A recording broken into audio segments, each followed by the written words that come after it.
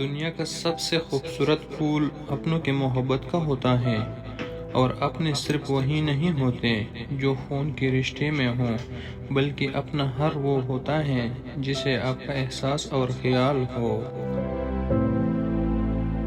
لوگوں کے سامنے مسکراتے رہا کرو اور اللہ کے سامنے رویا کرو، کیونکہ دنیا مسکرانے والوں کو پسند کرتی ہے اور اللہ رونے والوں کو۔ تمہاری وجہ سے اگر کوئی بے سکون ہو جائے تو یاد رکھو تم ظالموں میں سے ہو۔ ایسے شخص کو کبھی مت گنوانا جس کے دل میں تمہارے لیے محبت، فکر، عزت اور چاہت ہو۔ کسی پر تب تک بھروسہ نہ کرو جب تک تم اسے غصے میں نہ دیکھ لو۔ بھروسہ خود پہ کرو تو طاقت بن جاتی ہے، دوسروں پہ کرو تو کمزوری بن جاتی ہے۔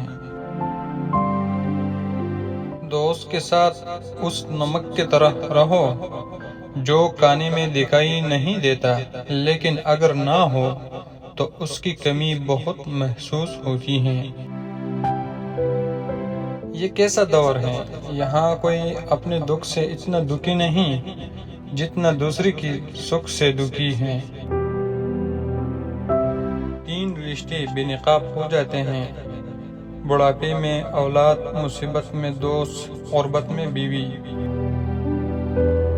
کسی کی مدد کرتے وقت اس کے چہرے کی جانب مت دیکھو، ہو سکتا ہے اس کی شرمندہ آنکھیں تمہارے دل میں غرور کا بیج بو دیں۔ کوئی سفر ناکام نہیں ہوتا، منزل نہ بھی ملے تو راستے بہت کچھ سکھا دیتے ہیں۔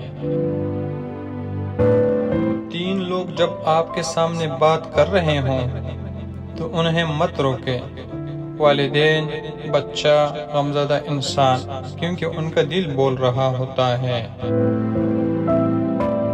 ایک خوبصورت دل 1000 خوبصورت چہروں سے بہتر ہے، اس لیے زندگی میں ہمیشہ ایسے لوگوں کا انتخاب کیجیے جن کے دل ان کے چہروں سے زیادہ خوبصورت اور صاف ہو۔